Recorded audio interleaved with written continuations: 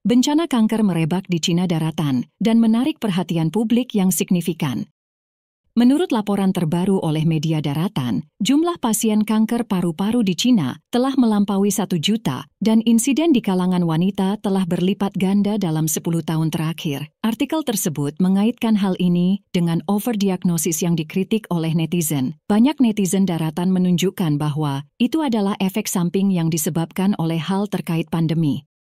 Sementara itu, kasus leukemia juga meningkat tajam. Rumah sakit di banyak provinsi melihat masuknya pasien kanker darah dengan bangsal leukemia pediatrik yang sangat kewalahan. Orang tua mengantre semalaman hanya untuk mendapatkan kesempatan perawatan, dan banyak yang melaporkan ditolak karena kapasitas penuh. Dokter mengatakan lonjakan ini tidak biasa dan sulit dijelaskan hanya dengan faktor konvensional, memicu kecurigaan dan ketakutan yang meningkat di kalangan publik. Media sosial kini dipenuhi dengan cerita pribadi tentang diagnosis mendadak dan pencarian putus asa untuk donor darah. Departemen Hematologi banyak rumah sakit kini kewalahan dengan pasien leukemia. Pada 24 Juni, seorang blogger asal Hunan bernama You Are the Most Precious membagikan video yang dilaporkan direkam di Rumah Sakit Ketiga Shangya, Universitas Central South. Blogger tersebut mengeluh, "Pernahkah Anda ke Departemen Hematologi, penuh dengan pasien leukemia dan penyakit darah lainnya, bel-bel tempat tidur berdering tanpa henti setiap hari, perawatan tanpa akhir, pengeluaran tanpa akhir. Ini adalah tempat yang penuh penderitaan dan keputusasaan." Blogger tersebut menambahkan bahwa banyak keluarga yang berjuang untuk bertahan hidup. Penggantian dari asuransi kesehatan hanyalah setetes air di lautan. Sebagian besar obat-obatan diimpor dan didanai sendiri. Pasien di Departemen Hematologi tidak berdaya, bingung, namun masih berpegangan erat pada kehidupan. Orang yang mereka cintai menanggung beban emosional dan finansial yang sangat besar, terpaksa tampil kuat di depan pasien, tersenyum di luar sementara hancur di dalam. Departemen Hematologi adalah tempat yang paling memilukan. Pada 6 Juni, blogger asal Henan Xiaoyu Department Store memposting video yang menunjukkan pemandangan dari rumah sakit afiliasi pertama, Universitas Tsinghua. Dalam video tersebut, blogger mempertanyakan mengapa ada begitu banyak penyakit darah setelah beberapa tahun terakhir dan menambahkan, "Setelah saya didiagnosis leukemia, saya menyadari berapa banyak orang di sekitar saya yang menderita kondisi serupa." Kata-kata ini sangat beresonansi dengan netizen. Bagian komentar dipenuhi dengan testimoni emosional dari Fujian, Anhui, Shandong, dan Shanxi. "Anak perempuan saya berusia 8 tahun dan menderita leukemia akut. Saya sudah tinggal di bangsal hematologi selama lebih dari 3 tahun. Saya tidak tahu kapan mimpi buruk ini akan berakhir. Saya demam yang tidak kunjung sembuh setelah 3 hari disuntik. Ternyata itu leukemia. Ada semakin banyak kasus. Saya baru saja memulai bulan ketiga kemoterapi saya.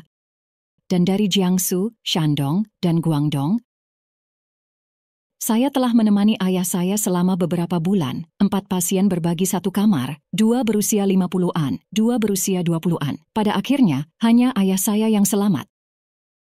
Putra tunggal saya lahir pada tahun 2011. Dia meninggal pada 15 Mei 2025, pada usia 8 bulan. Paman suami saya menghabiskan 100.000 RMB di rumah sakit afiliasi pertama, Universitas Tsinghua, tetapi tetap tidak selamat. Beberapa teman saya meninggal karena leukemia akut. Banyak netizen menyatakan keprihatinan, berspekulasi bahwa peristiwa medis tertentu atau paparan lingkungan dalam beberapa tahun terakhir mungkin terkait dengan peningkatan kasus. Diskusi ini mencerminkan ketidakpastian dan frustrasi yang meluas karena banyak pasien merasa tidak ada jawaban atau pertanggungjawaban yang jelas. Seseorang menulis, "Saya menderita leukemia setelah menerima beberapa perawatan selama periode pandemi. Saya tidak tahu apakah itu terkait, tetapi saya tidak bisa mendapatkan penjelasan." Yang lain berkata, "Istri saya kambuh setelah transplantasi dan harus menjalani perawatan lagi. Ini sangat menghancurkan seluruh keluarga."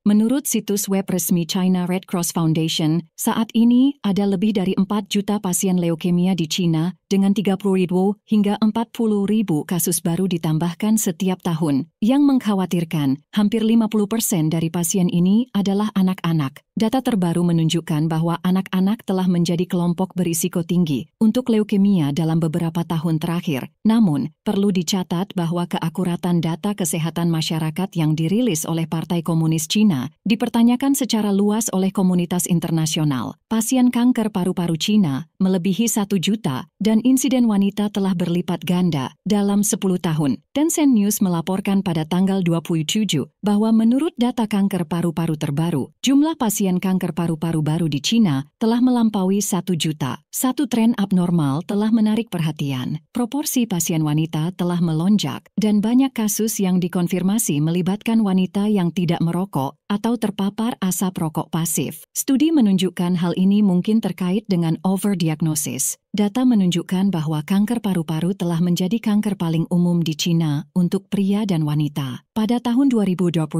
ada sekitar 4,8 juta kasus kanker baru di Cina, di mana kanker paru-paru menyumbang 22% atau 1,06 juta kasus. Sementara insiden pada pria telah stabil, insiden pada wanita telah meningkat secara signifikan sejak 2010. Antara 2016 dan 2020, insiden kanker paru-paru pada wanita hampir berlipat ganda dibandingkan 5 tahun sebelumnya, mencapai 2,5 kali lipat dari tingkat 1 dekade lalu. Sebuah studi yang mencakup beban kanker paru-paru di Cina dari tahun 1990 hingga 2021 mengidentifikasi 3 faktor risiko utama: merokok, polusi udara, dan paparan pekerjaan terhadap karsinogen. Namun, dengan kebijakan pengendalian tembakau yang lebih ketat dan ventilasi yang lebih baik di dapur, faktor-faktor ini saja tidak dapat sepenuhnya menjelaskan kenaikan tajam kasus wanita. Tingkat merokok di Cina telah turun dari 63% menjadi 50% di kalangan pria sejak tahun 1990-an dan hanya menjadi 2,1% di kalangan wanita. Namun, kasus kanker paru-paru wanita terus meningkat.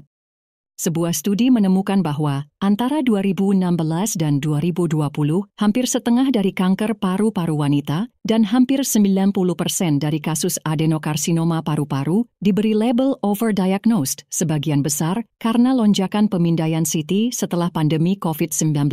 Banyak netizen mempertanyakan kredibilitas data resmi PKC dan mengkritik penjelasan over-medicalization dengan alasan bahwa peningkatan kasus kanker tidak dapat dijelaskan hanya oleh merokok, asap rokok pasif, atau polusi. Seperti yang dikatakan seorang komentator Shanghai, penyebabnya masih belum jelas, tetapi lonjakan baru-baru ini patut mendapat perhatian serius. Paru-paru memiliki insiden dan mortalitas tertinggi. Blogger. Semakin banyak pasien kanker. Pada 16 Juni, Lu Chen, wakil kepala dokter di Departemen Terapi Intervensi Rumah Sakit Kanker, Universitas Peking, memposting video di akun Douyin-nya yang mengatakan bahwa kanker paru-paru kini memiliki insiden dan tingkat kematian tertinggi di antara semua kanker di Cina. Dia mendesak publik untuk memperhatikan pembunuh diam-diam ini. Pada 27 Juni, Wang Jianhua, kepala insinyur di Departemen Terapi Radiasi Pengobatan Tradisional Cina dan Barat, terpadu Rumah Sakit Zhengzhou Yihai, juga memposting video, mencatat bahwa pada saat gejala kanker paru-paru muncul dan pasien menjalani pemeriksaan, sebagian besar kasus sudah dalam stadium lanjut. Blogger Xiaolu Classmate berseru, "Ini benar-benar menakutkan. Mengapa ada semakin banyak pasien kanker akhir-akhir ini?" Netizen meninggalkan pesan di komentar, "Ini semua karena pneumonia mahkota baru. Dulu jarang, tetapi setelah dinyatakan positif, orang dewasa dan anak-anak sama-sama terpengaruh. Ada lebih banyak kasus sejak pandemi.